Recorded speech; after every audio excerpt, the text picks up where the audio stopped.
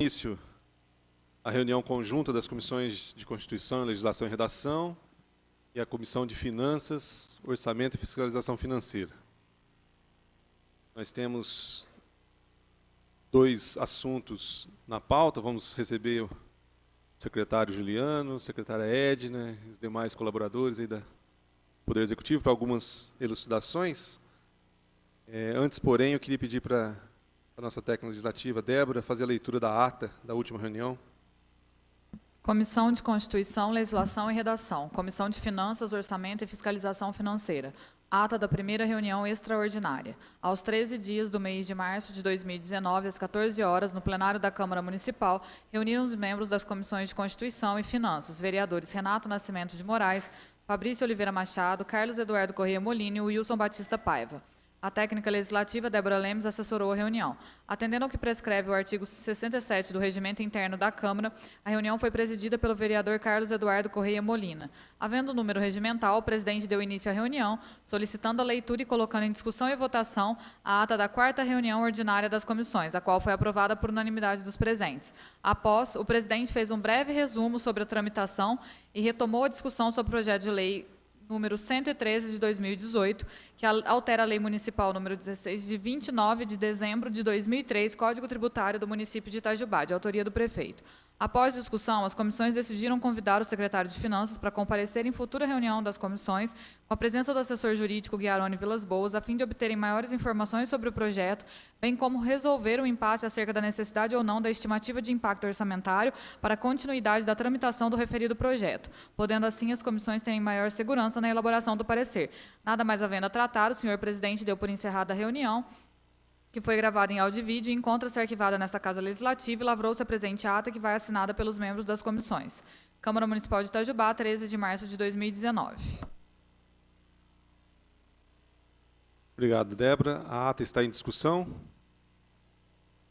Em votação, os favoráveis à leitura, à ata conforme está, permaneçam. Vou pedir para abastecer, para abster. Sim. Eu não estava, né? Perfeito. Obrigado, eu presidente. Com abstenção, então, do vereador Santi, a ata está aprovada. Muito bem. Eu queria dar as boas-vindas e já convidar, então, o secretário de Finanças, Juliano, para compor aqui conosco a secretária Edna, secretária de Planejamento, o procurador jurídico, Renan, Ângela e Marcela, é isso? Isabela, desculpa. Ângela e Isabela também nos brindam com a presença. A leitura da ata já nos ajudou a relembrar, né, o motivo dessa reunião. Recebemos também nosso jurídico na pessoa do Guiarone. Nós temos 2 assuntos, basicamente. O primeiro, com a presença do Guiarone, nós vamos trocar um pouco de ideia a respeito do Código Tributário, que é a Lei Complementar número 113 de 2018, que está tramitando na casa. E eu vou tentar resumir. Se eu precisar da ajuda do Renato, o Renato vai me ajudar aqui, que ele tem a memória mais afiada. Nós, na tramitação, na discussão a respeito da Lei Complementar 113, recebemos do nosso jurídico o apontamento de que havia necessidade da demonstração de impacto financeiro, né, em cima da proposta. No entanto, a argumentação vinda de vocês, né, do Executivo, é que não havia necessidade. E aí nós ficamos, então, nesse impasse. Julgamos por bem, então, uma conversa amigável aqui, em olho no olho, não é isso? Para que a gente entendesse, né? A expectativa nossa é de que um dos lados convença o outro lado e nós tenhamos, obviamente, um consenso aí a respeito do que é necessário ou não. Então, esse é o primeiro assunto. Então, já queria, portanto, passar para esse assunto e, na sequência, nós tratamos do segundo. Ok? Passo a palavra, então, ao secretário Juliano, se quiser fazer as primeiras considerações a respeito. Boa tarde a todos. É sempre uma alegria estar presente aqui para tentar esclarecer algumas dúvidas geradas com o projeto que a gente manifesta. Na verdade, são questões técnicas relativas às cooperativas. Por esse motivo, eu achei prudente trazer a minha diretora do departamento, bem como a Isabela, que é o departamento jurídico, para esclarecer. Inclusive, a Isabela trouxe uns slides que ela vai apresentar. Então, eu já gostaria de passar a palavra para ambas, para demonstrarem o que diz o projeto e a desnecessidade do impacto financeiro.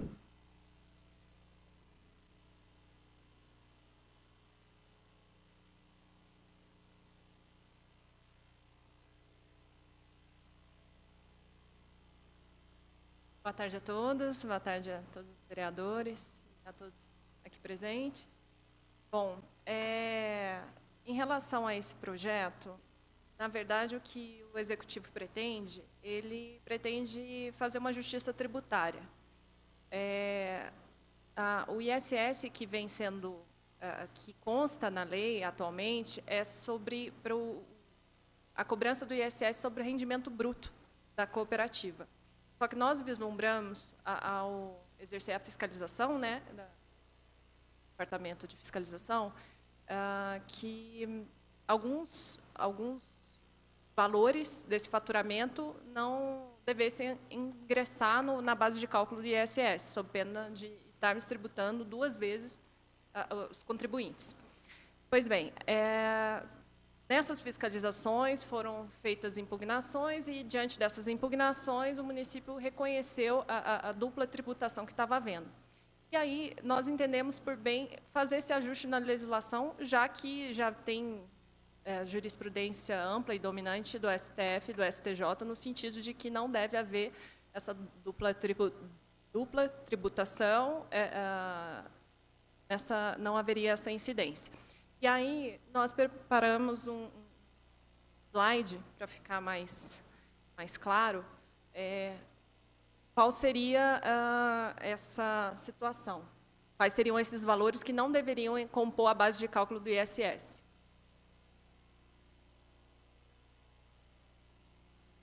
Para onde direciona?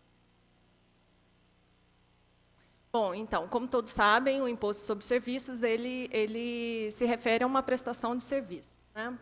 E aí ali nós citamos, né, a situação que seria dos itens 4.22 e 4.23, que são os referentes a incidentes sobre as cooperativas, né?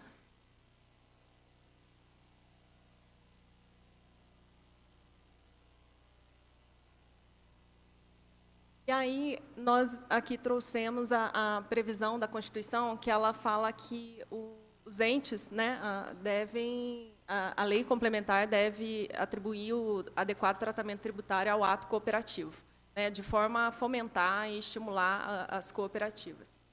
Então, aqui nós reproduzimos, né, a proteção constitucional, que cabe à lei complementar estabelecer normas gerais em matéria de legislação tributária, especialmente sobre o adequado tratamento tributário ao ato cooperativo praticado pelas sociedades cooperativas. E aí, é o de baixo, perdão.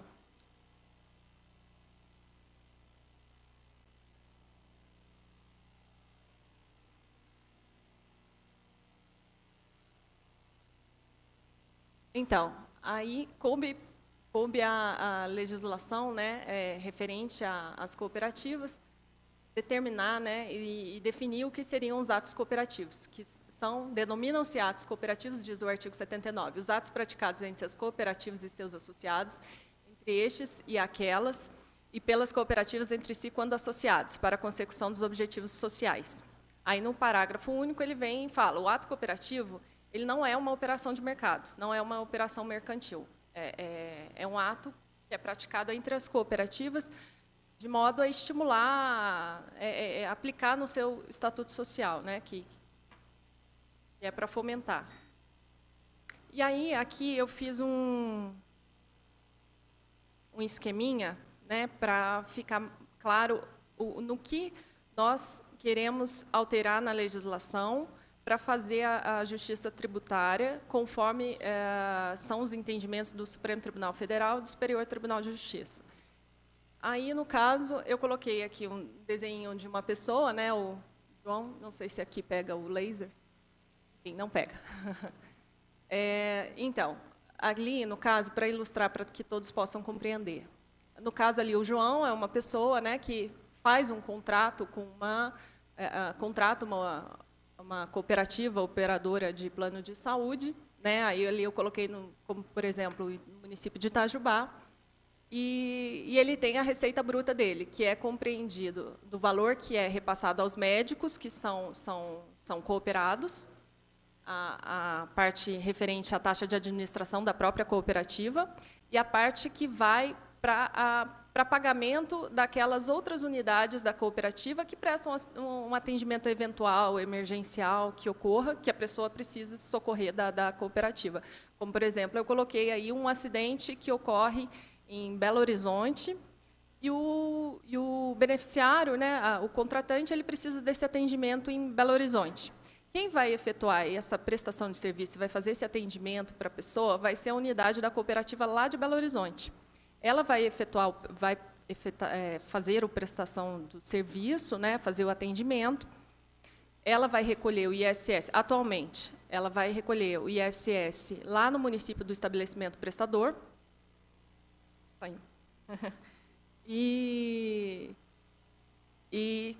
a cooperativa daqui de Itajubá, ela vai fazer o reembolso, porque quem efetivamente teve o gasto foi a cooperativa lá do outro município, que prestou atendimento.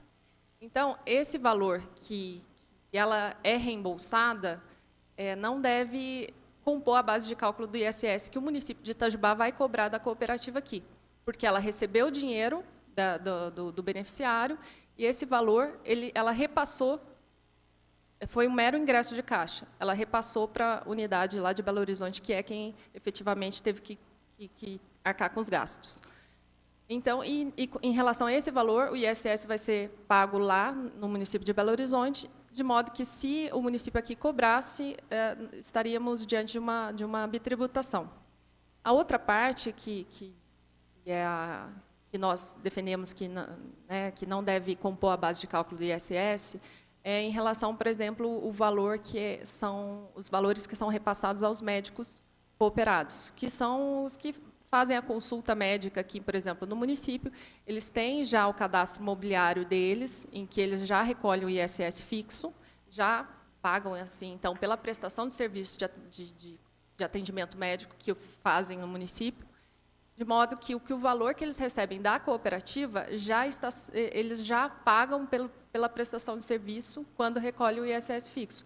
De modo que, se esse valor que entrou lá na cooperativa for cobrado, estaremos diante de um bis in idem, em que o mesmo ente tributante cobra o mesmo fato gerador 2 vezes.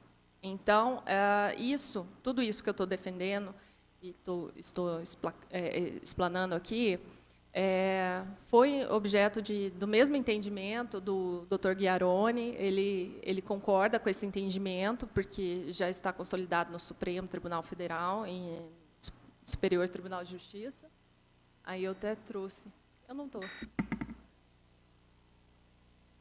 Eu trouxe as jurisprudências apenas para ilustrar, falando que, então, dessa base de cálculo que eu ilustrei lá em cima, ela é composta do quê? Do repasse que é feito para o médico, hoje, atualmente, na legislação nossa do município. Estão compreendidos o repasse que é feito para o médico, a taxa de administração e o repasse que é feito para a cooperativa. Todos esses 2 repasses, eles já são tributados. O que não está sendo, o que é tributado, já é tributado hoje, mas que deveria ser pura e simplesmente ele, seria essa taxa de administração, que alguns chamam de comissão, né, que é pela administração da cooperativa aqui em relação a esse complexo, né?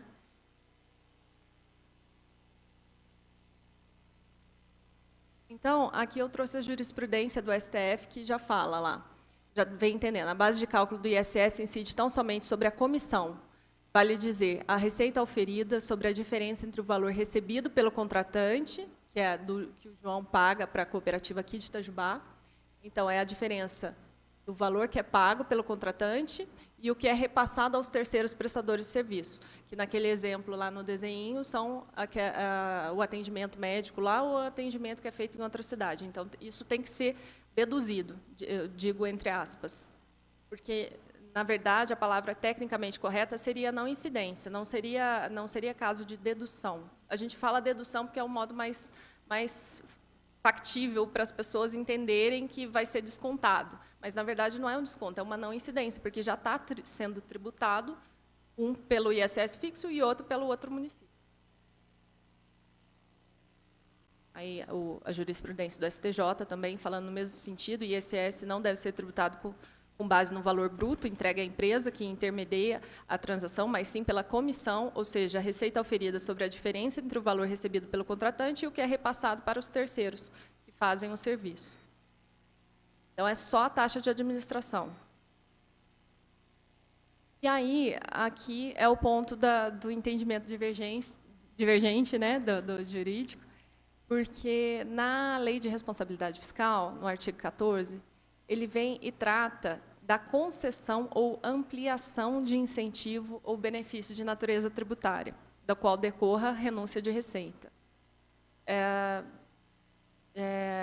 Nós entendemos que não se trata de uma concessão ou ampliação de incentivo ou benefício de natureza tributária, porque, na verdade, nós apenas estamos reconhecendo que aqueles valores ali, que são meros ingressos de caixas e repassados, eles são casos de não incidência, eles não compõem a base de cálculo. Eles são não incidência, não há que se falar em redução da base de cálculo.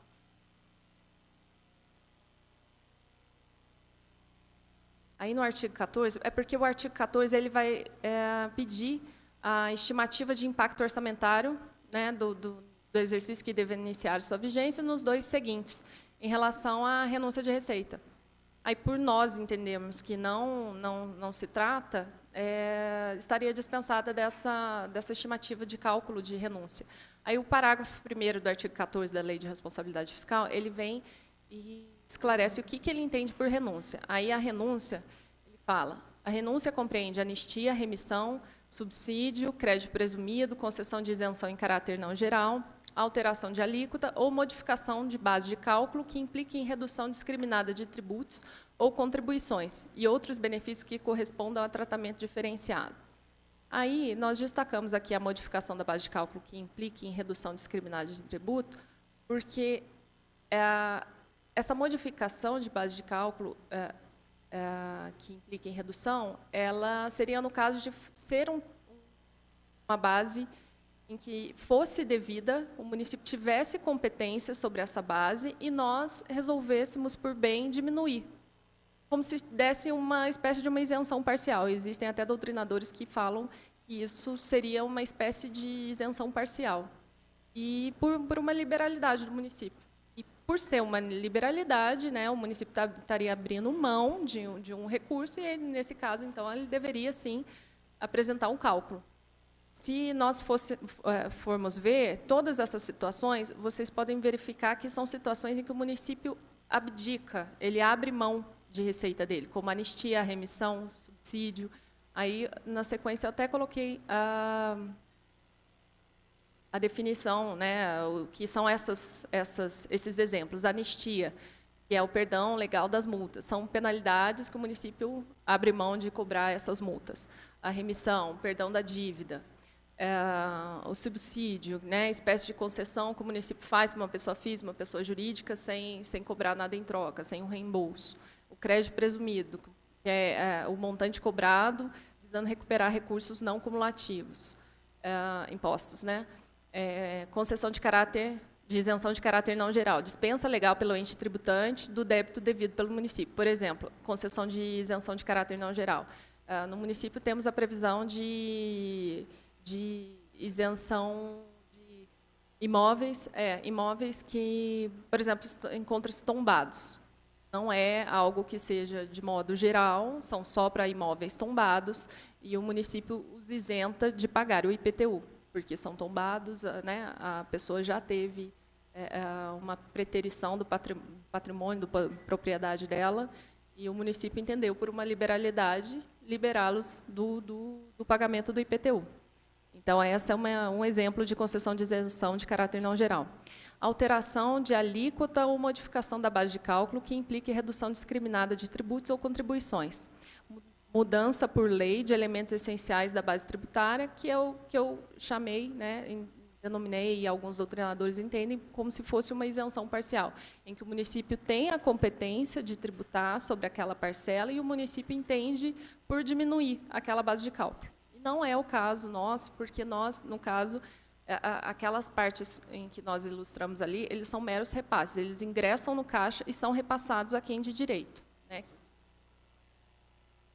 Todos eles pagam ISS, tanto os médicos cooperados ali, no caso, que eles tentar voltar para ilustrar, voltar que fica melhor.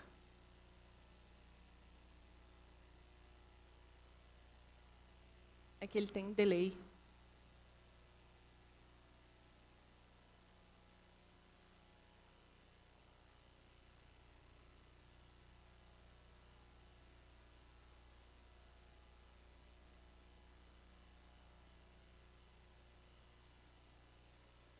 Enfim.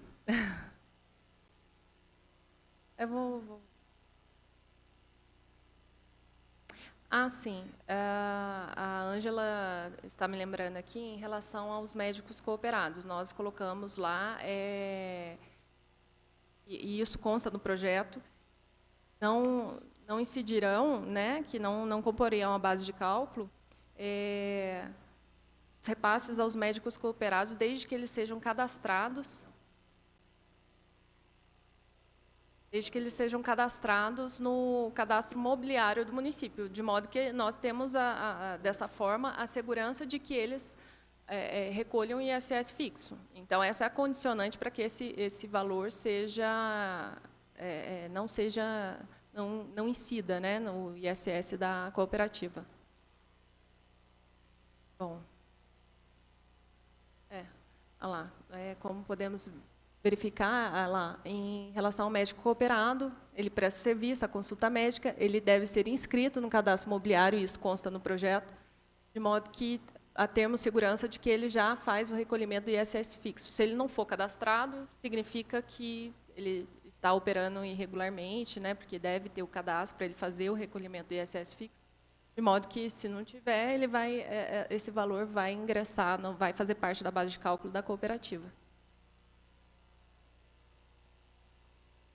Sim, a Ângela está me fazendo uma colocação aqui em relação que a própria cooperativa ela já exige que esses médicos cooperados tenham esse cadastro, apresentem esse cadastro. Então, é um pouco difícil, né, que esse valor não seja considerado. Então, para fechar só a minha colocação, é em relação a isso, que nós podemos ver ali em cima, na base de cálculo, receita bruta. Hoje é cobrado, na verdade, consta na legislação, receita bruta. Inicialmente, nas fiscalizações, foi cobrada a receita bruta, mas depois de uma impugnação que todos os contribuintes, né, essas cooperativas apresentaram, o município, atento à jurisprudência do STF, do STJ, reconsiderou e fez a cobrança apenas do que era devido, do que deveria haver incidência, que é a taxa de administração. Esses repasses são meros ingressos de caixa, sob pena de estarmos tributando 2 vezes. Bom, da minha parte é essa colocação. Espero que tenha ficado um pouco mais claro aí essa situação, né, da qual nós pretendemos fazer uma justiça tributária, né, reconhecer onde deve efetivamente incidir o tributo e onde não. Certo? E aí, em relação que é a grande divergência de entendimento de estimativa, o cálculo da renúncia, é porque nós entendemos, em razão da própria jurisprudência, entender que esses valores eles são meros repasses, eles não são a base de cálculo do ISS, é que nós entendemos que nós não estamos renunciando, porque renunciar é você abrir mão de algo que é seu de direito, né? E como não nos é de direito, não deve haver incidência, então não há que se falar em renúncia, porque não nos é permitido, né? Não nos é legal. A própria justiça já vem reconhecendo nesse sentido. Bom, agradeço e estou aberta a perguntas à disposição. Passo a palavra para a Ângela. Alguém, antes de passar para questionamentos, alguém queria complementar alguma coisa? Ângela?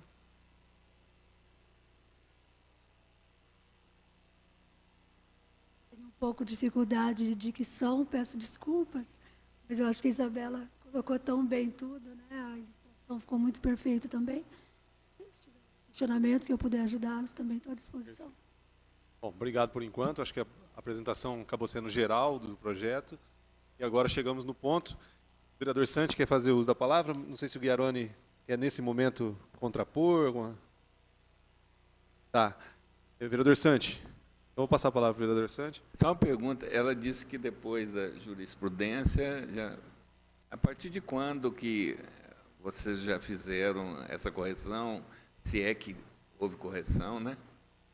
Bom, Você lembra mais ou vou menos? direcionar, como essa parte de fiscalização incumbe ao departamento da Ângela, aí nós auxiliamos no sentido da interpretação jurídica, de verificar alegada essa questão, o departamento fazendo uma consulta para o jurídico, nós auxiliamos no sentido de qual entendimento que vem sendo adotado pela jurisprudência, né? Então, aí nesse sentido de a partir de quando e como foi a fiscalização, eu vou pedir que a Ângela nos auxilie aí com essa resposta, porque foge da... Pode repetir, por favor? Ela disse que a partir da jurisprudência e tal, já houve uma correção, né? E isso deixou-se, eu entendi que deixou-se, então, de bitributar. Aí eu pergunto, isso ocorreu quando, a partir de quando? Não, na verdade, nunca houve bitributação. Nunca houve. Ah, tá. A gente iniciou, né, a nossa ação fiscal e, logo em seguida, as cooperativas entraram com a opinião, questionando os valores, e nós começamos a rever todo esse procedimento. Ah, então nunca... Não, mas nunca houve bitributação. E aí, revendo, né, todos os documentos apresentados, da nossa colega, a gente percebeu, não, realmente não há que se tributar o ISS sobre todo o montante, mas sim sobre o valor que nos é devido. Ok, então nunca foi, na realidade, nunca cobrado. houve bitributação. Tá, joia. Tomamos Obrigado. esse cuidado. Obrigado. Vereador, na verdade, a gente montou um procedimento administrativo, nós convocamos as cooperativas para que nos prestassem informações, nós estipulamos os valores que, pela lei nossa, era devido, e eles contrapuseram através de recurso, de impugnação, e nos demonstraram, através do processo administrativo, que a nossa lei estava sendo cobrada de forma errada. Então, a partir desse momento, foi reconhecido, como a Ângela e a Isabela falou, foi reconhecido o direito deles devido a essa situação da bitributação. Então, não chegou-se o município a angariar qualquer fundo com relação a isso. Não teve um repasse financeiro. Vereador Fabrício? Boa tarde a todos. Acho que o Juliano quase que me tirou a dúvida, que a minha preocupação no dia da reunião, né, que estava presente eu, o vereador Renato e o vereador Carlos Molina, era justamente isso. E quando veio o corpo do projeto, nós estávamos imaginando que estava tendo uma tributação a mais, no caso, né, das cooperativas. E o meu medo, eu até comentei com os vereadores, era se por acaso aprovado essa lei, se as cooperativas poderiam entrar contra a prefeitura pela irregularidade da cobrança. Então, não houve hipótese alguma. Não chegou a ter, no caso, a dupla tributação em nenhuma hipótese.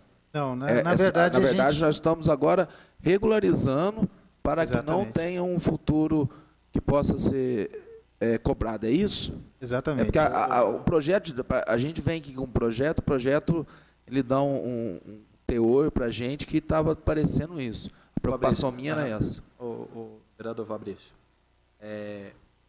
projeto, vamos simplificando o projeto, uma questão muito simples. É só para ajustar a a redação atual ao que já acontece, ao que o Supremo fala, o STJ fala, e todo mundo ali está pagando, tanto saiu o desenho dali, tanto o médico quanto o prestador que seja de Belo Horizonte, ele paga lá em Belo Horizonte. Então, é só para ajustar ao que a lei permite, ao que a lei não, ao que a jurisprudência permite. É só um ajuste para dar segurança jurídica, tanto para o cooperado quanto para o município. É só um ajuste da redação. Não, então, é só para entender, porque quando estava o projeto, a gente estava imaginando que o médico cooperado, ele pagava o ISS e a cooperativa também pagava. Isso não ocorre. Nós montamos o procedimento administrativo, nós notificamos as cooperativas, elas apresentaram as impugnações, foram analisadas pelo corpo técnico da prefeitura e chegou-se à conclusão de que, de fato, existia essa hipótese do médico já pagar o ISS por ele ser cadastrado e essa questão do atendimento, do local do atendimento também já recolhe o ISS. Então, nós verificamos isso e acatamos o recurso das cooperativas sem a incidência de cobrança, não houve cobrança, e a partir de então a gente adequou a nossa cobrança ao que de fato a lei determina. A lei não, desculpe, a jurisprudência. A lei agora vai ser regularizada. Então, todas as cooperativas aqui de Itajubá estão recolhendo da forma correta, né? Em nenhum momento o município obteve qualquer valor a mais do que é de direito dele. Então, se eu posso fazer uma colocação, eu acho interessante nós ressaltarmos que, em relação ao que, por exemplo, se algumas cooperativas resolvessem por bem ou por desatenção não impugnar, o município ele não estava fazendo de ofício, ele já estava retirando essa parcela desse repasse. Ele estava considerando, na hora que ele fazia o lançamento fiscal ou autuação, ele fazia sobre o rendimento bruto total. Então, dependia de uma contestação, de uma impugnação do contribuinte para que o município reconhecesse, conforme a jurisprudência, e retirasse. Então, o município não podia atuar já de ofício retirando, né? Dependia dessa contestação. Então, na verdade, nós fazendo essa adequação legislativa, fica já essa segurança jurídica de que não precisa alegar que nós já vamos cobrar corretamente o que é de direito. Um risco, né, que eu penso, eventualmente, de nós não adequarmos a legislação de repente, numa próxima gestão, o entendimento fiscal modificar e a lei da ASO a que seja cobrado o rendimento bruto total, né? E o contribuinte ele pode até reclamar, mas e se uma próxima gestão, de repente, falar, não, eu não modifico meu entendimento, eu mantenho se socorra da justiça. Na justiça, o contribuinte vai conseguir, porque é fato que não há incidência. Mas pode ter uma dificuldade, um desgaste desnecessário, uma demora para ele ter aquele direito reconhecido. Então, nós, a administração, né, fazendária, a Secretaria de Finanças, já reconhece e já está alinhada com o entendimento da jurisprudência. E, nesse sentido, ela quer conferir segurança jurídica aos nossos contribuintes. Mais alguém nesse momento? Então, eu passo para o Ghiaroni. Vamos lá, vamos na raiz da questão. Aí. Boa tarde a todos. Cumprimento todos aí na pessoa do vereador Molina, presidente. Realmente, né, a gente está nessa discórdia, o parecer da discórdia, né? Como a doutora disse, a gente concorda com o entendimento do STJ e o defendido pelo Poder Executivo, que já se firmou que se as cooperativas de serviços médicos pagaram o ISS sobre tudo, seria um bis in idem mesmo, pagaria 2 vezes. Então, nesse aspecto, a gente não diverge. Para visualizar onde eu quero chegar agora, eu vou fazer um resuminho aqui bem prático. Então, se a gente for na lei federal do ISS, ela diz que a base de cálculo do ISS no Brasil inteiro é o preço do serviço, preço bruto. A lei municipal repete isso, é o preço bruto, a base de cálculo.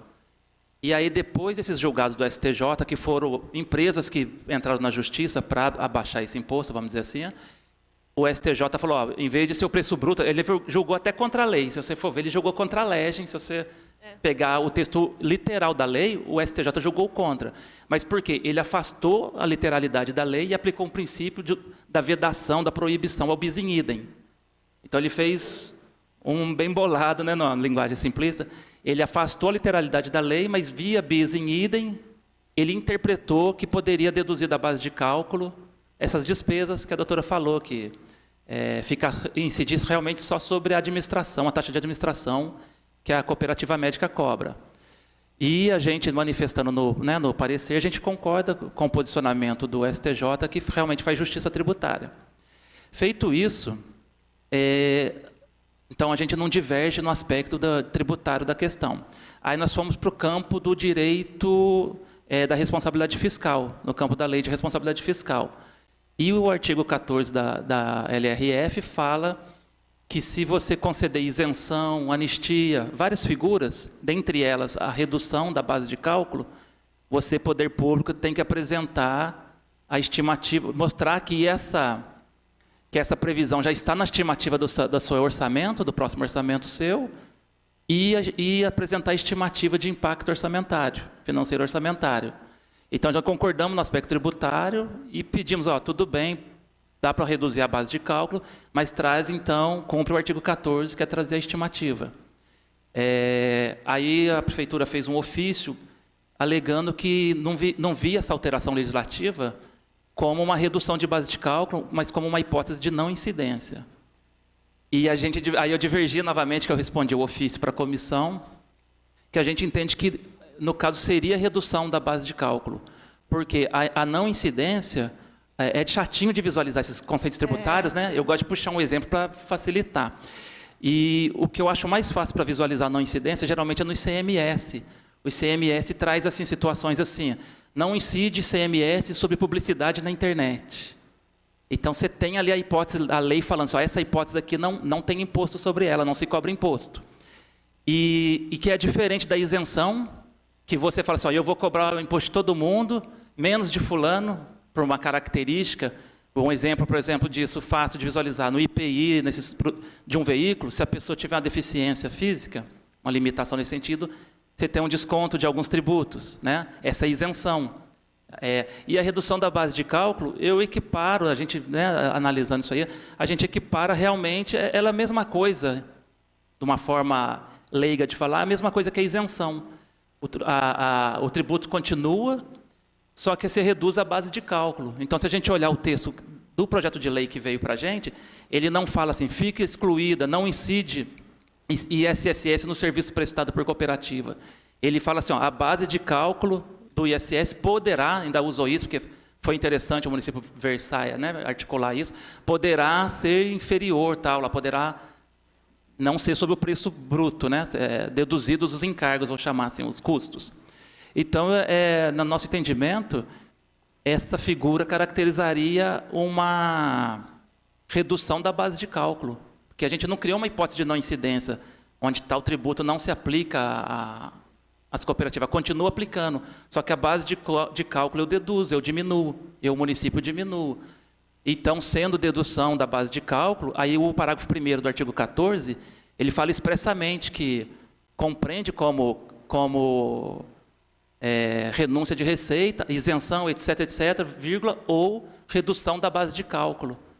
E aí chama a obrigação de trazer a estimativa, do impacto orçamentário financeiro. Foi onde a gente reiterou a manifestação nesse sentido. E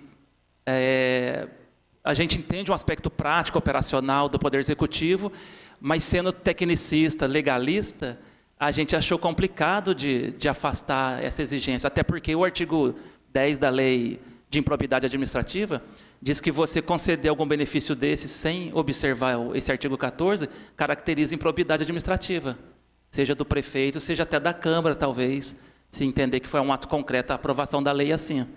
Então, até por proteção, a gente exagera, não digo até exagera, porque a gente até entende, acredita nessa tese, mas exagera no sentido de ver os desdobramentos também nesse aspecto da responsabilidade fiscal. E ainda conversei com o Dr. Gustavo, com o Dr. Márcio aqui no departamento jurídico, doutora Débora também, que daqui do Legislativo. E a gente até ia aproveitar a reunião hoje para perguntar, tem uma dificuldade do município fazer essa estimativa? Ou existe uma impossibilidade de fazer? Porque esse aspecto operacional de contabilidade, talvez a gente não tenha mensurado ele aqui, diagnosticado ele. Mas, tecnicamente, ali a gente entende que seria redução da base de cálculo. Basicamente, seria isso a nossa análise. Então, como nós realmente é um ponto de divergência aí, porque no artigo 14, se nós relembrarmos, é que no início ele fala que a concessão ou ampliação de incentivo fiscal. E nós entendemos que nós não estamos concedendo um favor, nós estamos reconhecendo algo que é de direito. E de não tributar sobre essa receita, porque ela já é tributada. Então, nós entendemos que não estamos fazendo um favor, nós não estamos concedendo um benefício nem um incentivo fiscal. Por isso, porque no CAPT, como ele aborda dessa forma, e aí depois ele vem no que seria entendido como renúncia de receita, e aí fala, hipótese em que há incidência do tributo, mas que o município, por liberalidade, entendeu por não cobrar, como, por exemplo, a anistia, a remissão e aquelas outras situações todas. Então, nesse sentido é que nós entendemos que não seria possível, não seria o caso da cálculo da renúncia, e a dificuldade, na verdade, não seria nem a dificuldade do cálculo, porque, como ele nunca foi cobrado, nós não temos o que calcular, porque nunca foi considerado na receita essa receita bruta, o ISS sobre essa receita bruta. Sempre foi considerado só, pura e simplesmente, sobre a taxa de administração, da comissão lá da cooperativa. Então, esse valor que não era devido, que nós já entendíamos que não era devido, já nunca foi considerado como receita para o município. Então, nós nunca... não há que se falar, não há como nós calcularmos algo que sequer ingressou foi previsto como receita para o município. Entende? O debate, a dúvida continua, que a gente acredita? É que, como o artigo da Lei de Responsabilidade Fiscal, eu acho que até deve ter na tela, no slide que a senhora trouxe, no slide eu coloquei. Lá fala assim, compreende-se como benefício. Aí tem a dedução, a gente entende que isso aí é uma hipótese em que é exigida a estimativa. Porque a nossa análise, quando a gente analisou o caso, a gente pensou assim, a estimativa, a prefeitura faria uma estimativa que ela arrecada, por exemplo, 1 milhão por ano com ISS das cooperativas. E ela estaria cobrando sobre a receita bruta, sobre todos os valores faturados. Aí agora ela vem e reduz, ela teria um estudo na média que, tirando os custos, sobraria 8% de taxa de administração, 16%, não sei. Aí ela traria uma estimativa dizendo, a gente arrecadava 1 milhão por ano, agora vai ser 160 mil. Estou dando exemplo, E isso sanaria essa complementação que o projeto de lei exigiria para se fazer, tendo uma estimativa. Como o município disse que não tem como fazer estimativa, porque já não cobrava sobre a receita bruta, e antes não existia a lei dizendo que não podia, dá a entender que o município estaria cobrando em desacordo com a legislação do ISS, que a base de cálculo seria o valor bruto, e não já afastando o bis in idem, porque essa decisão do STJ, ela no caso concreto, eu acho, de alguma empresa que entrou contra algum município. Então, eu não sabia que tinha essa dificuldade de fazer a estimativa por já ser cobrado com a base de cálculo, vou chamar de reduzida aqui. Mas, mesmo com as ponderações, eu ainda, pelo texto literal da lei, eu vejo como uma realmente dedução da base de cálculo, porque a gente tem que pegar o ordenamento jurídico que está posto. Hoje, a lei em vigor, seja federal como a municipal, ela escreve assim, qual que é a base de cálculo? A base de cálculo é o preço bruto. Então, hoje, essa lei vem inovar, nesse projeto de lei que está andando, vem inovar, ela quer transformar a estrutura atual. E quando ela faz isso, e diminui a base de cálculo, e não fala assim, fica fora da incidência, até porque a própria lei federal não prevê hipótese de não incidência do ISS para a cooperativa, né? Então, ela talvez não pudesse nem ir contra a lei federal que disciplina o ISS. Então, ela não falou assim, está fora do ISS cooperativa de saúde. Ela falou assim, eu diminuo a base de cálculo, que era do serviço bruto, agora é só sobre o custo, só sobre a taxa de administração. Por isso, para mim, assim, cai na palavra que está no texto da lei, que usa a expressão dedução da base de cálculo. Né? Apesar de entender o aspecto operacional da análise, né, do município, Claro. mas legalmente, pegando o texto legal, literalmente, me parece que seria dedução, né, da diminuição da base de cálculo. Sim. No projeto, eu até conversei isso a respeito com o Renan, né, o procurador-geral, que nós propusemos, a palavra, a expressão que foi utilizada, que poderão ser deduzidos da base de cálculo. Essa expressão ela foi escolhida, ela tecnicamente não é a mais correta, tecnicamente em termos tributários. Mas até nós tivemos a curiosidade de olharmos outros municípios e eles colocaram também, escrevendo como poderão ser deduzidos, descontados, enfim. Para o leigo entender que daquela receita bruta ele pode subtrair aqueles valores que eles não serão considerados a título de lançamento do ISS. Então, aqui, essa expressão que nós utilizamos no projeto foi mais para uma compreensão para o leigo, né? Que a lei ela é direcionada mais também, né, para toda a população, né?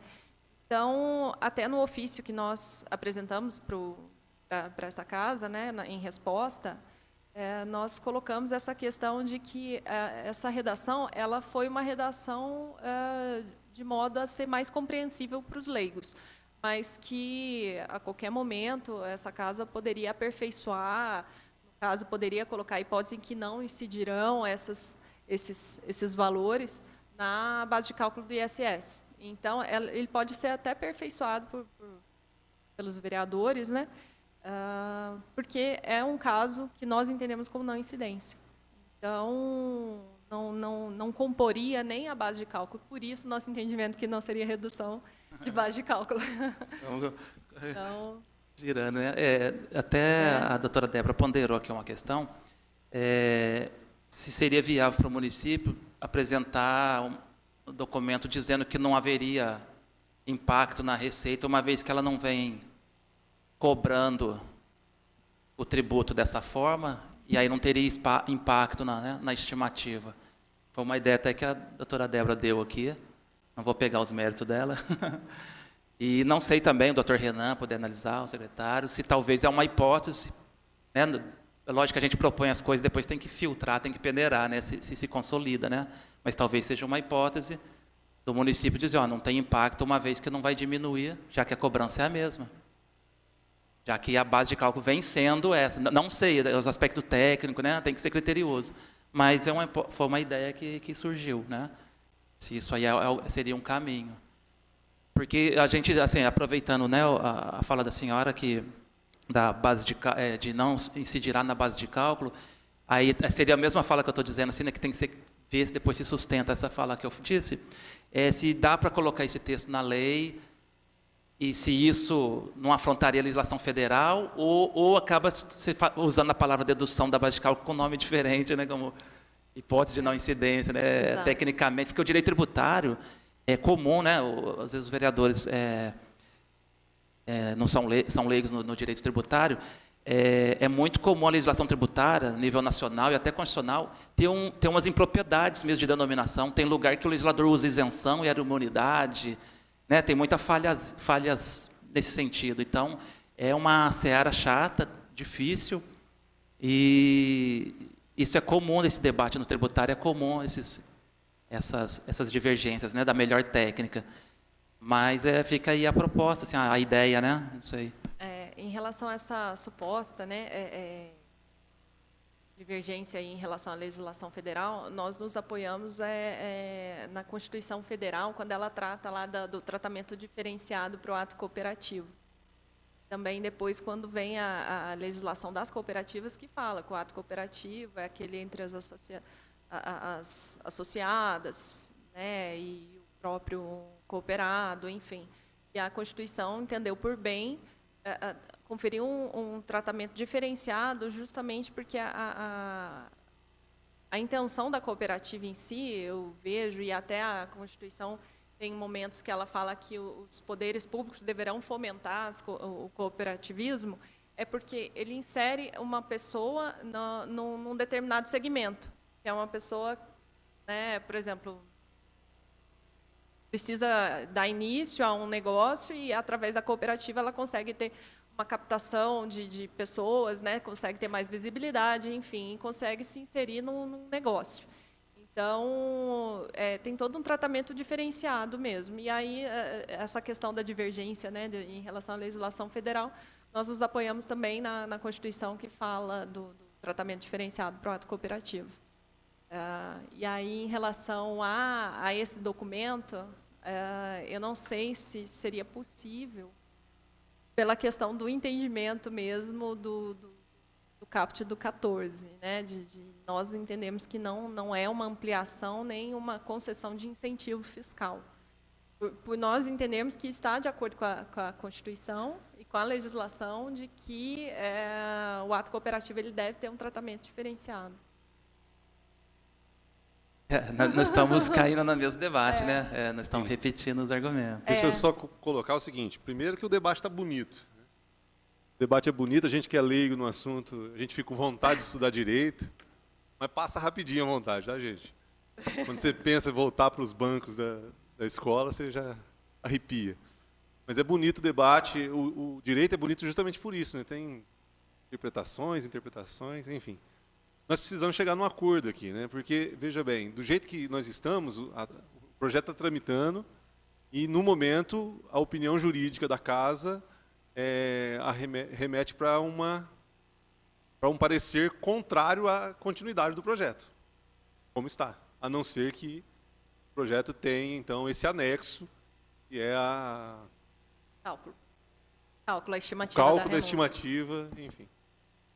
A proposta que o Guiaroni trouxe, na verdade, a proposta da Débora, não é isso? Para um leigo, né, parece ser interessante. Nós queremos ouvir de vocês se essa, pelo menos dá para pensar nessa possibilidade, né? Porque, como eu disse, nós temos que chegar num fim para esse impasse. Um consenso. Né? Da forma como está nesse momento, se nós votarmos o parecer, nós vamos estar votando pela não continuidade do projeto. Porque o projeto não tem algo que o nosso jurídico entende ser necessário para resguardar não apenas o executivo, mas o próprio legislativo.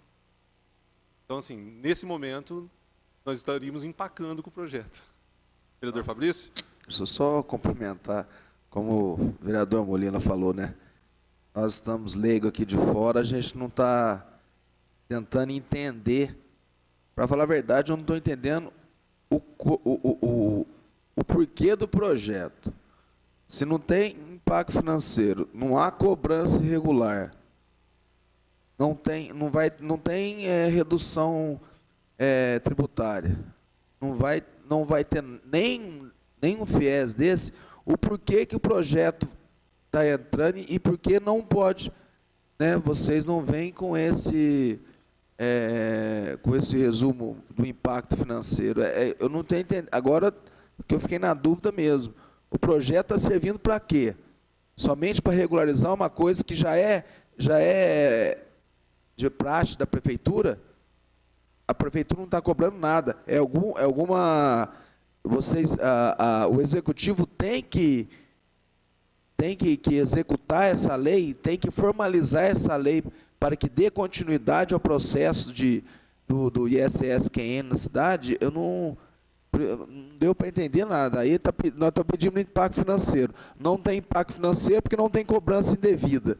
Se não tem cobrança devida, que vai continuar a cobrança normal, o porquê do projeto, se alguém me der uma explicação, menos técnica, por favor, porque se for falar de lei aqui, não tem como. Então, responde a tua pergunta é a questão da segurança jurídica, porque o entendimento dessa gestão fazendária, né, da Secretaria de Finanças, é que pelo que já vem sendo consolidado na jurisprudência, que não deve ser cobrado o rendimento bruto total. Então, através de contestações, de impugnações, o município vem e reconhece. Mas, caso alguma cooperativa, por exemplo, não conteste, não faça uma impugnação, o município vai atender como está a lei, que é o rendimento bruto total. Então, o que pode acontecer? Se nós não regularizarmos essa situação em lei, né, que já vem sendo entendida, o risco é de repente, uma próxima gestão de finanças entender que, como não foi alterada a lei, não tem nenhuma decisão judicial específica daquele contribuinte, e a lei está falando, né, dispõe no sentido de que seja cobrado rendimento, faturamento total, que venha com a sanha arrecadatória e cobre tributo de modo total. E aí o contribuinte vai ter que se socorrer do judiciário. Não, agora que complicou tudo, mãe. Você acabou de falar que hoje é no rendimento total, bruto. Não, a legislação dispõe dessa forma. O município, através de uma provocação do contribuinte, ele está reconhecendo que sobre a parcela total não há que se cobrar, tem que fazer esse reconhecimento de meros ingressos de caixa. E sobre eles não deve ser incidir. E quando que foi isso? Desde o início, que eu tenha conhecimento, pela fiscalização, eles, através de uma impugnação do contribuinte, eles reconhecem só a parcela devida. Desde o início está sendo cobrado devidamente. Sim, sim. E aí, o que eu digo no sentido da segurança jurídica é de que, eventualmente, numa próxima gestão, o entendimento da Secretaria Municipal de Fazenda possa ser no sentido de que a cobrança deve se dar sobre faturamento bruto total, mesmo o contribuinte impugnando e contestando e recorrendo para o Conselho de Contribuintes, eventualmente se mantenha o entendimento de que seja o bruto total, né, e o contribuinte tem que socorrer para ter o direito dele na justiça. Então, nós acabamos, assim, se não regularizarmos a situação em lei, nós acabamos por prejudicar o contribuinte, que ele vai demorar para conseguir o direito dele. Entende? Não nessa gestão. Nessa gestão, nós estamos entendendo como deve ser. Mas uma próxima gestão, de repente... Agora volta a questão. Você falou que nunca foi cobrado nessa gestão. Que eu tenha conhecimento, sim. Vereador, deixa eu esclarecer alguns detalhes. O que aconteceu em 1998, uma cooperativa entrou com mandato de segurança contra a prefeitura em virtude de cobrança do ISS. Esse mandato de segurança obteve êxito na primeira instância, ela ganhou, impedindo o município de cobrar o ISS dessa cooperativa. O município recorreu ao Tribunal de Justiça, o recurso foi negado e manteve-se essa decisão. Então, desde 98, o município não poderia cobrar o ISS. De lá para cá, houve mudança na legislação. Em virtude dessa mudança na legislação, o Departamento de Finanças, da Secretaria de Finanças, entendeu que seria possível a cobrança do ISS. Então, nós montamos um procedimento, nós notificamos a empresa que, a partir de então, nós iríamos cobrar o valor retroativo do ISS, dos 5 anos que é devido, pelo prazo prescricional. A partir desse momento, se deu essa cobrança. A cooperativa veio, apresentou a defesa e foi reconhecido esse direito de não tributar tanto a questão do médico cooperado, quanto a questão das outras cooperativas que estavam fora do domicílio. Então, por isso que a gente informa que nunca houve essa cobrança, porque existia uma legislação, existia uma decisão judicial que impossibilitava o município de fazer essa cobrança. Posteriormente, com a mudança da legislação do Código Tributário, que a gente pôde fazer essa cobrança. Então, pode até surgir que houve alguma renúncia de receita do município, mas não. Essas cooperativas estavam amparadas com a decisão judicial.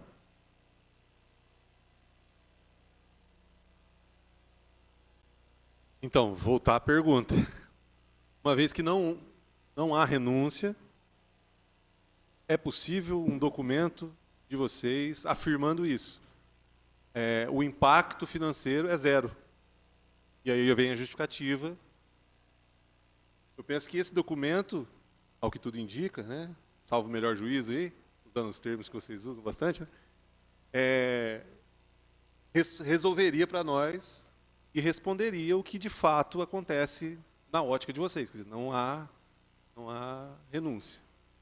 Então, a explicação seria essa. O impacto é zero por causa disso, um documento que nos dá o respaldo para tocar o projeto daqui para diante. O que nós poderíamos fazer, então, seria o seguinte, a gente tirar uma cópia do procedimento administrativo que a gente fez e fazer um resumo do que foi feito até então com relação, existe a questão da decisão judicial, fazer um resumo para vocês e apresentar na Câmara Municipal, informando todo o trâmite que ocorreu até chegar à conclusão da necessidade dessa legislação. Presidente, eu acho que trazer o resumo do processo administrativo não seria solução, né, para o processo legislativo aqui, porque ali é uma decisão específica num caso concreto, né? Não é erga omnes contra todos. Essa decisão atingiu a cooperativa interessada que propôs essa ação, né? Então, isso aí não justificaria, não supriria a estimativa. E a declaração de impacto ou não, é lógico que é responsabilidade do executivo, se ela trouxer dizendo que é zero, a priori é a responsabilidade do executivo. Tem que ver, porque tem uma informação que quem reclamou reduziu a base de cálculo. Né? Quem entrou na justiça ou reclamou até administrativamente reduz a base de cálculo, as cooperativas. Por quê? Você pode dar uma decisão administrativa acatando um pedido de um contribuinte para reduzir uma base de cálculo, para dar uma isenção. Né? Qualquer contribuinte pode pedir alguma coisa perante o poder público e, numa decisão administrativa, acatar e conceder aquele benefício fiscal. E, para quem não fez, aplicaria a lei, o texto normal da lei, que é o bruto, né? O preço bruto. Então, é aí que a gente defende que nós estamos falando da dedução da base, porque a base legalmente fica mantida lá em cima, né, no preço cheio do serviço. Garone, eu acho que, eu estava conversando com a Isabela aqui, eu acho que tem uma solução que é razoável e que atende todo mundo. É uma declaração da Prefeitura dizendo que não há renúncia, que a Prefeitura só está fazendo que a jurisprudência do Supremo e do STJ decidem, e o Supremo foi com repercussão geral? E informando em seguida que, em razão disso, o impacto é zero. O impacto é zero agora e o impacto é zero nos 2 próximos exercícios. Dá uma declaração, até porque é um negócio óbvio, se o impacto é zero, eu não estou renunciando a nada. É uma coisa que leva a outra. Se o documento vem... Porque acaba que esse documento vai ser a declaração de impacto, né, orçamentário, e com uma justificativa ligada à decisão da STJ. Mas você concorda acaba comigo? Que a declaração está sendo pedida, né? Mas você concorda comigo? Quando eu falo que o impacto é zero, eu estou automaticamente dizendo que eu não estou dando incentivo nem renunciando nada. Sim, sim. É a conclusão lógica. Aí o município estaria emitindo a declaração de impacto, né, que está sendo solicitada para instruir o projeto, atendendo à lei de responsabilidade.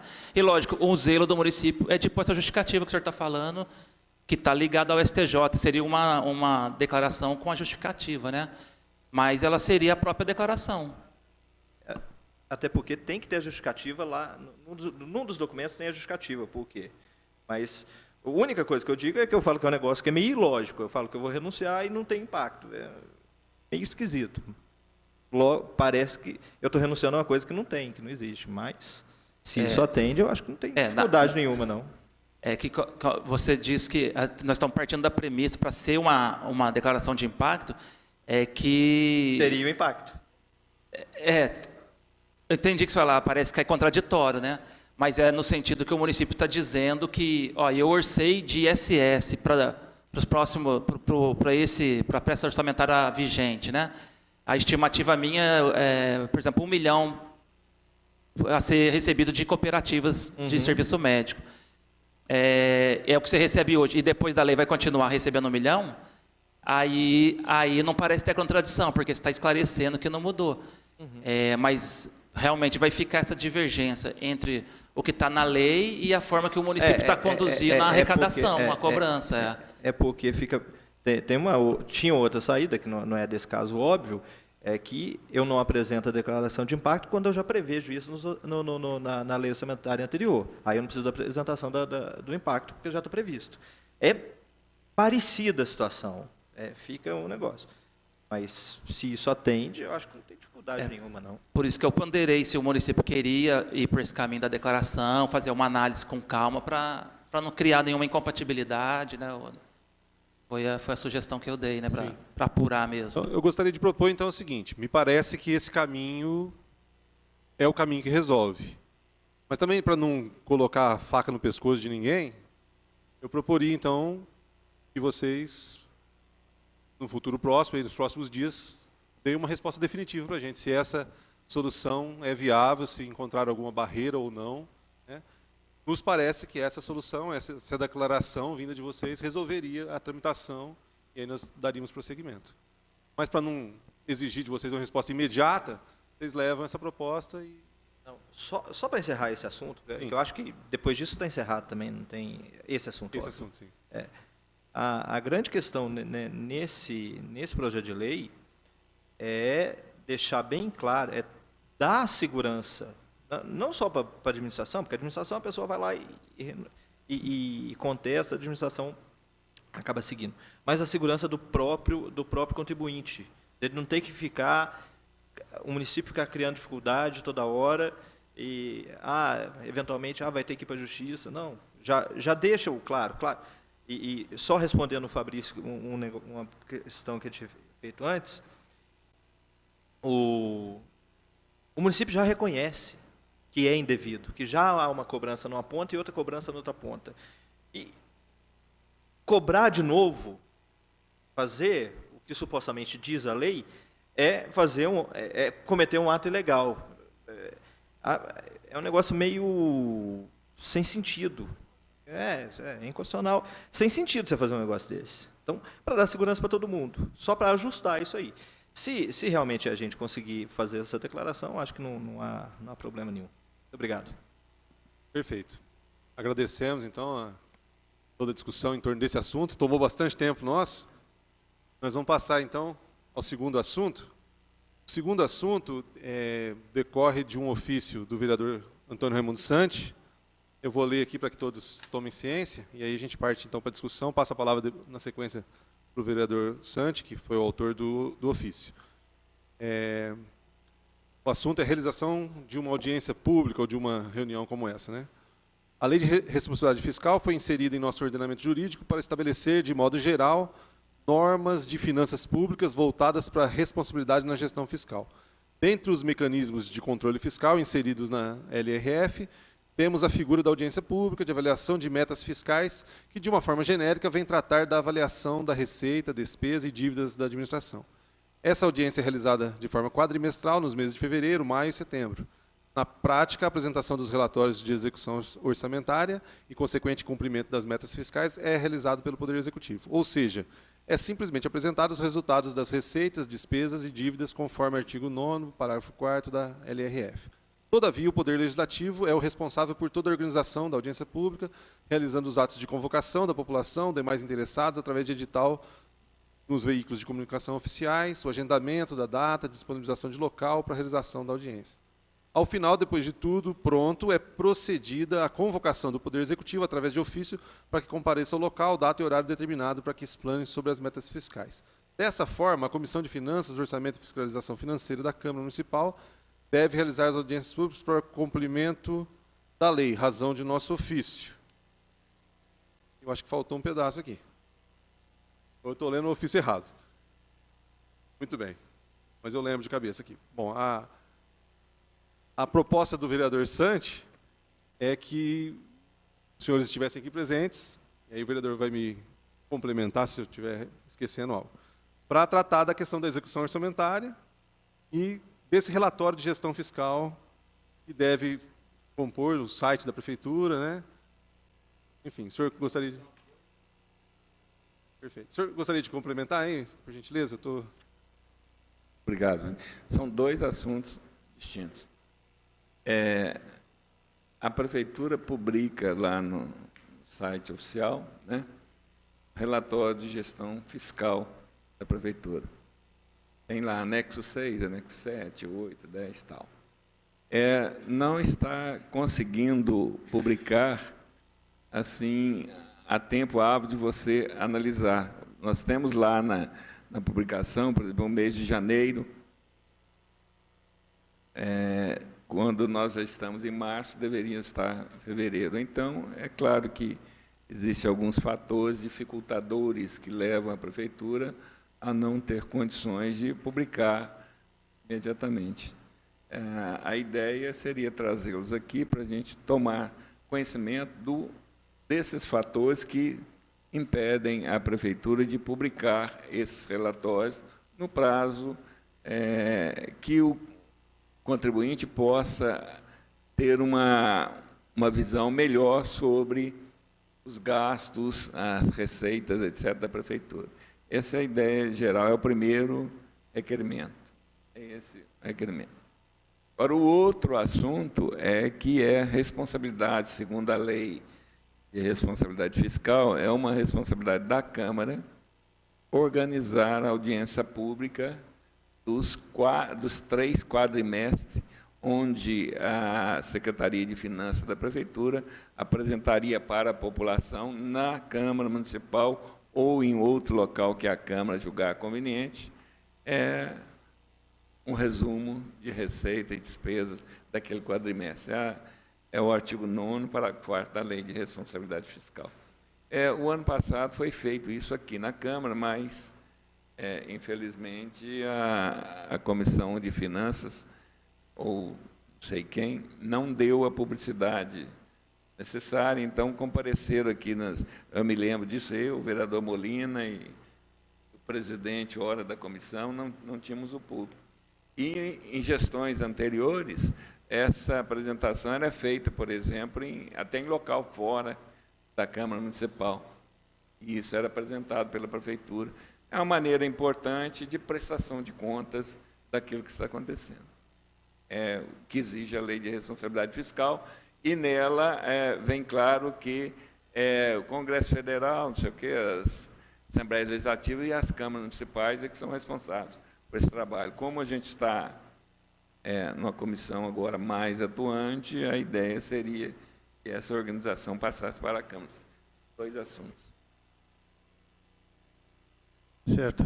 Vereador Santi, com relação à publicidade, eu estive com o departamento responsável e eles me passaram, inclusive, essa questão que é publicado no Tribunal de Contas do Estado. O que eles nos reportou, inclusive o site aqui é fiscalizando.tce.mg.gov.br, caso alguém tenha interesse em verificar. Então, nós cumprimos o prazo determinado pelo Tribunal de Contas do Estado. Então, todas as publicações atinentes à Prefeitura são realizadas no Tribunal de Contas do Estado e devidamente dentro do período recomendado. O que ocorre é que, algumas vezes, o Tribunal de Contas do Estado faz algum apontamento com relação à prestação de contas dos dados ali inseridos. Então, se verificarmos que o tribunal tem coerência no apontamento, a gente faz a modificação e, assim, a gente publica depois da chancela do Tribunal de Contas do Estado. Eu já determinei ao departamento que, independente o apontamento ou não do Tribunal de Contas do Estado, que é para a gente fazer a publicação. E caso o Tribunal de Contas do Estado faça alguma ressalva, a gente faz uma errata modificando o que ali foi publicado. É porque sempre a gente colocava os dados já verificados pelo Tribunal de Contas do Estado para evitar essa questão de ressalva.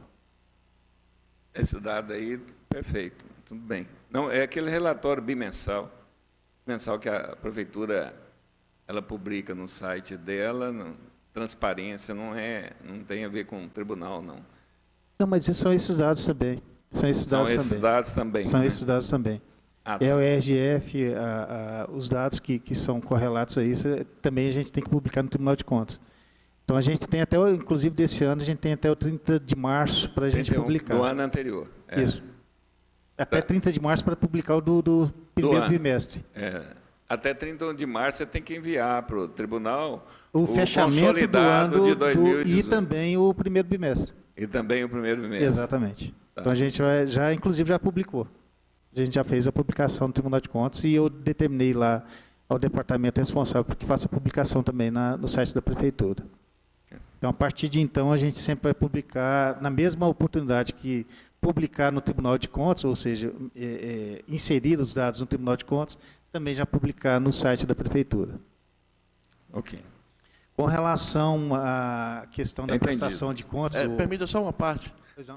Como eu já fui secretário de comunicação e era o responsável exatamente pela divulgação, o departamento responsável costuma aguardar o retorno do Tribunal de Contas, ok, para depois divulgar.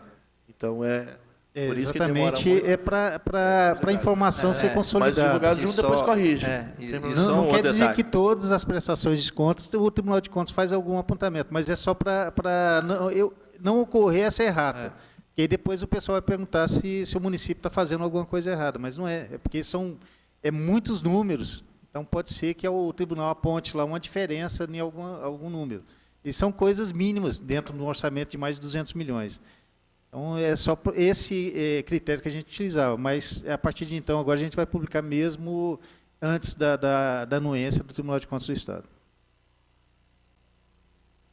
Com relação à audiência pública, eu assumi a Secretaria de Finanças em junho passado, no ano passado, e eu fiz já 2 audiências. Aliás, na verdade, a gente fez uma audiência prestando conta dos 2 quadrimestres. Houve esse intervalo entre um secretário e o outro e ocorreu essa necessidade de fazer a prestação de contas dos 2 quadrimestres. Não é usual, mas devido à situação é justificável. Com relação à prestação de contas do fechamento do ano, eu estou aguardando só os dados consolidados para a gente marcar essa audiência, a Câmara Municipal marcar a audiência para me vir aqui e prestar a conta do final do ano. Então, eu estou à disposição da Câmara Municipal, onde quer que seja, se quiser aqui na casa mesmo, ou se quiser em outro local, com certeza irei lá e explanarei o que foi verificado. Muito bem. Alguém mais? Bom, então cabe a nós nesse momento agradecer a presença de todos, né? Alguém? Oi?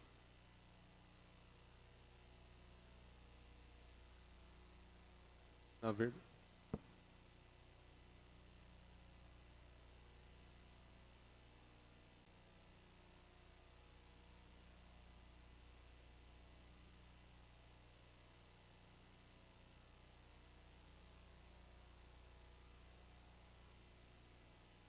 Eu vou agradecer de forma muito especial a presença da Edna, né, que abrilhantou a reunião. Senhor presidente, pela ordem, o projeto de lei a respeito da carga tributária...